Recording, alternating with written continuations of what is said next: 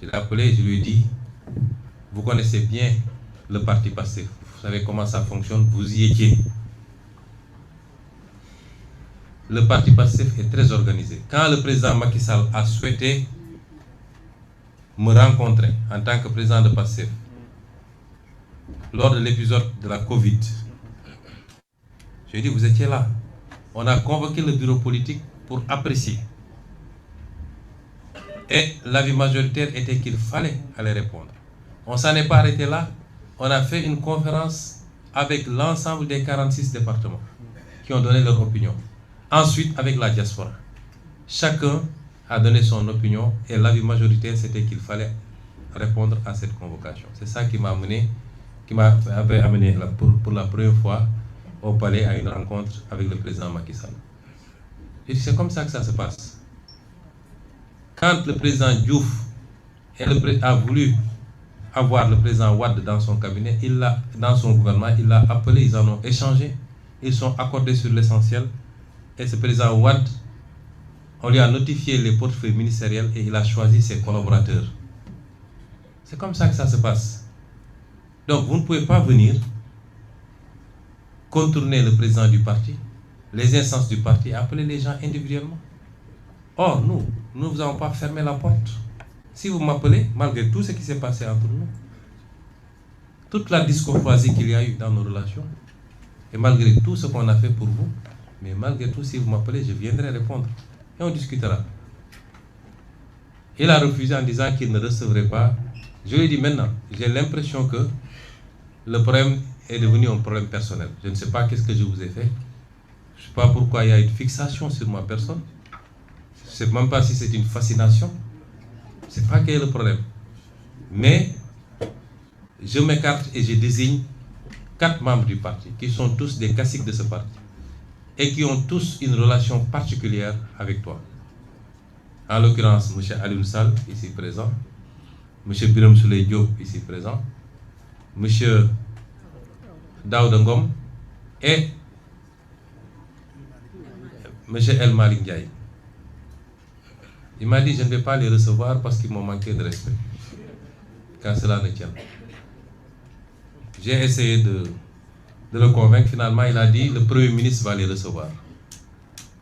Ils sont allés voir le Premier ministre et ils ont discuté sur les questions que le parti avait soulevées, notamment la gestion de la dette,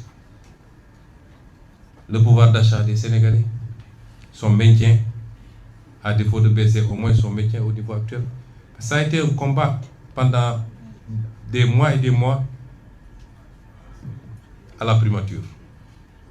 Ensuite, la question des renégociations des contrats stratégiques du pays, sur laquelle nous avons eu des résultats appréciables. Et enfin, la question de la justice et de la reddition des comptes, qu'on avait promis aux Sénégalais, mais qui est totalement sabotée depuis qu'on est là. Et sabotée de l'intérieur. Ce qui fait qu'en 2 ans, il n'y a rien qui a été fait au niveau de ces dossiers. Rien de consistant en tout cas. Il dit, ces questions, c'est des préoccupations du parti. On a discuté, il a pris l'engagement en disant qu'il m'a avoué qu'il n'avait pris aucun engagement, lui et son ministère des Finances, vis-à-vis du FMI, allant dans le sens de restructuration de la dette, qu'ils ont maintenu la même position et qu'ils travaillaient sur une solution différente, notamment de garantie. D'accord. Sur la question du pouvoir d'achat, il a dit qu'autant que possible, ils feront tout pour ne pas augmenter ou libérer les prix, ou appliquer la vérité des prix sur certains produits qui sont subventionnés, mais que si ça devenait intenable, ils seront obligés d'appliquer la vérité des prix. De la même manière, la dette, si la situation devenait intenable, ils seraient obligés d'accepter la restructuration.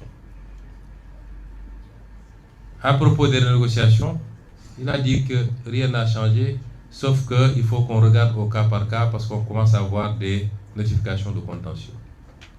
Et enfin, à propos de la justice, il considère qu'on a la meilleure justice du monde. Je ne parle pas de la justice de manière générale d'ailleurs, parce que je sais qu'il y a d'excellents avocats, d'excellents magistrats qui font bien leur travail, et Madame le ministre de la Justice le sait. On parle spécifiquement de dossiers que vous connaissez. Et lui considère que ça se passe très bien, ce qui n'est pas mon cas, et ce qui n'est pas le cas de la majorité des Sénégalais qui considèrent qu'il y a un problème de justice dans ce pays. Ibis TV, créé pour inspirer.